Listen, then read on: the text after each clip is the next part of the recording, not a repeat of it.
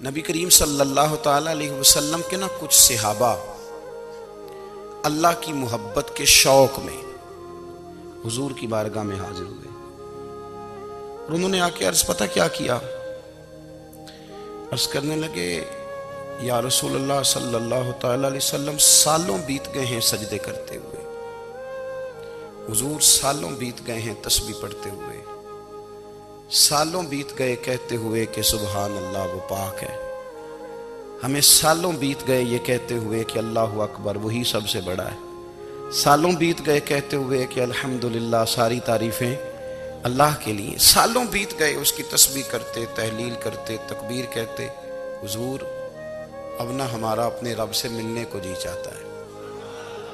کبھی یہ حقیقت منتظر نظر آ نہ لباس مجاز میں، لاکھوں سجدے تڑپ رہے ہیں میری جبین نیاز میں، اور اقبال کہنے لگے کہ تیرے عشق کی انتہا چاہتا ہوں، تو میری سادگی دیکھ کیا چاہتا ہوں، میرا ذرا سا تو دل ہے مگر شوخ اتنا، میں وہی لن ترانی سنا چاہتا ہوں۔ میرا بھی دل کرتا ہے کہ اللہ میں تجھے کہوں میں تجھے دیکھنا چاہتا ہوں جس طرح حضرت موسیٰ کلیم علیہ السلام نے کہا تھا،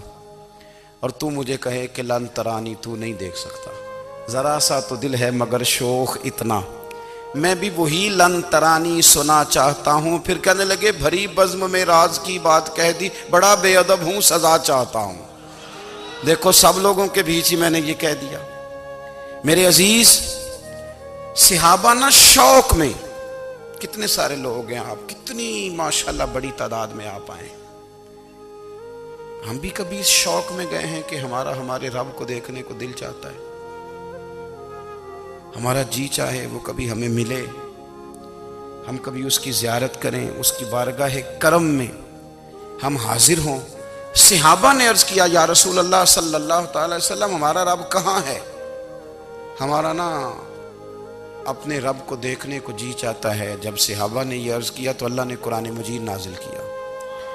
فرمایا وَإِذَا سَأَلَكَ عِبَادِي عَنِّي فَإِنِّي قَرِيبٌ، محبوب جب میرے بندے آپ کی بارگاہ میں آ کے میرے بارے میں پوچھے نا تو ان سے کہہ دینا میں ان کے قریب ہی ہوں، قریب ہی ہوں۔ دلیل کیا ہے؟ آئی اذا دان، یہ جب بھی مجھ سے دعا مانگیں گے میں ان کی دعاؤں کو قبول فرماؤں گا، میں ان کے قریب ہوں، میں ان کے قریب ہوں، یہ جب بھی دعا مانگیں گے نا میں قبول کروں گا، میں ان کے قریب ہوں۔ اللہ تبارک و تعالیٰ کے بندے اللہ سے محبت کرتے، رب کی بارگاہ میں جھکتے، اس کو اپنے دکھ سناتے، اس کے پیارے محبوب صلی اللہ تعالی علیہ وسلم کا وسیلہ لے کے اس کے حضور حاضر ہو جاتے، پیشانیاں سجدوں سے روشن ہوتی۔ ہم ہر چیز کے لیے وقت نکالتے ہیں، ہر چیز کے لیے، لیکن عبادت کے لیے وقت نہیں نکالتے۔ ہر شے آباد ہے، ہر شے، ہماری فیس بک بھی آباد ہے، واٹس ایپ بھی آباد ہے،